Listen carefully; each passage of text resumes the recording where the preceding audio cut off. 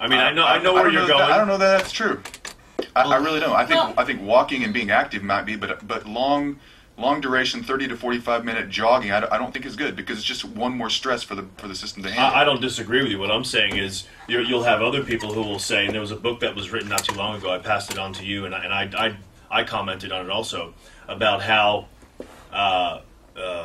aerobics training or running in general is actually better for you than most people are talking about, and blah, blah, blah, and you and I completely disagree with it 100%, but we will look at people that are, let's take Jared for a moment from Subway.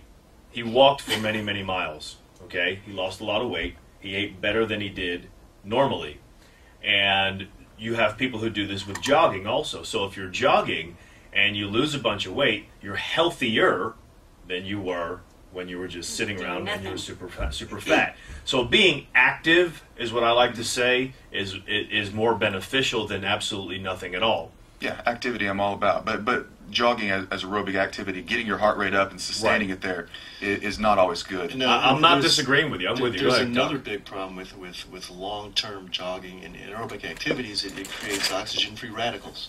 And oxygen-free radicals cause a whole host of problems. Cancers, accelerate your aging, and it's a big problem. So if you're going to partake in that type of prolonged activity, despite your advice, you need to take a whole large load of antioxidants. Absolutely. So someone might come in right now into this conversation and say, Dr. Light, did you just say that if someone jogs that they're going to increase their risk of cancer?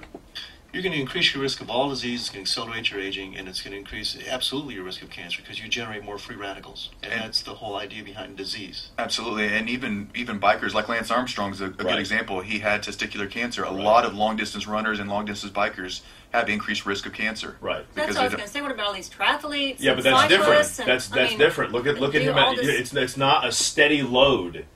The difference is there's no expanding and contracting when you're doing in your vessels and stuff when you're doing just steady aerobic training. When you do something, you're climbing hills like him, right, and you're put yourself under that type of stress that gets you anaerobic is better than being just in an aerobic state. Well, I think he pretty much aerobic the whole time. You can't go anaerobic and continue not. Even on those they're doing 100-mile rides. That's aerobic. That's true. That's true. And think about it. You have prolonged periods of oxygen consumption. You're just burning through oxygen at a high rate for an extended period of time. And when you burn oxygen, you're creating free radicals. I agree. I'm not disagreeing. What I'm saying is the guy will come on. If he came on this show, he would say, I owe my life to my cycling and aerobic training, and that's why I don't have cancer today, in addition to eating better. That's what he would probably say. Would anybody disagree with me? Well, he may say that, but that doesn't mean that he But knows what the he's proof talking is in him being healthy today. Well, the reason he probably had testicular cancer was from the long distance biking. The reason he's alive is he probably changed his diet, changed his supplementation, changed his antioxidant consumption, and he's able to at least balance the free radicals that he's producing. You also enhance your immune response, your immune surveillance response in your body. You form cancers every second of your life, and you shoot them. Right. And if your body turns a blind eye to that cancer cell, bam, it's gone. So if you have optimized immune function, those cancers are gone. All right, this is the All About You show today. Give us a call, 214-787-1310. If you want us to help you, we don't really have a topic today. Actually, we don't have a topic today. We're just talking amongst professionals. If you're out of Texas or out of the area, you want to give us a call toll free, you can, 877-528-1310. Let's go to Scott and Anna. Morning, George. Hey, Scott, how you doing, buddy? Oh, if you're playing in the mud. Hey, I got a question for you. Chiropractic care versus, like, massage therapy. I got somebody that's come around recently that's really advocating massage therapy as a healing type of thing, and I'm a little skeptical of that. And I've always thought chiropractic care was a little more, and that and the acupuncture, I always thought was a little more mainstream, you might say. The massage therapy seems a little out there for me. I think when someone says healing with massage therapy, we've got to find out what type of healing they're talking about. Are they talking about healing from a day's worth of stress? Are they talking about fascial release? What type of healing are they saying? Everything from sore muscles and ligament damage and things like that. So it just, I don't know, it seemed like my opinion was if you had a sore muscle, massage therapy might work. But if you're actually injured or like a joint problem, problem.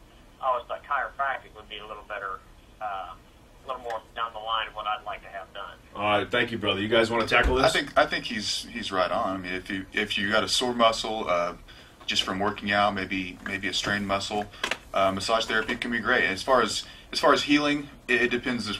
It depends what you're trying to heal. Chiropractic can be great for musculoskeletal work. It can also be great for stimulating the nervous system, because all those joints and muscles, they all fire to the brain, and can improve the function of the brain. That's some of the stuff that I do with the functional neurology that I do. Right.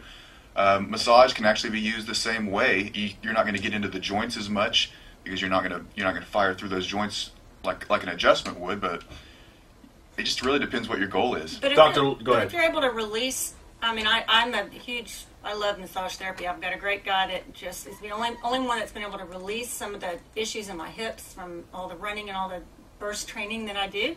And I mean, if I don't go once a week, I get to where literally I'm inhibited because I can't. Yeah, but that's not necessarily a joint condition. But if the muscle's released, it affects the tendon. Right, I'm not disagreeing with you. I'm saying we're talking about I think what he said was a joint injury, didn't he? And if he says an injury in the joint, that's different than just releasing something, because you're not necessarily injured. It could lead to injury.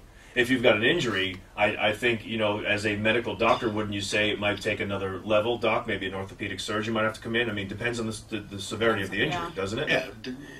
I mean, it's just, once you get to the level of medical specialist, I think it's a pretty significant injury. Yeah.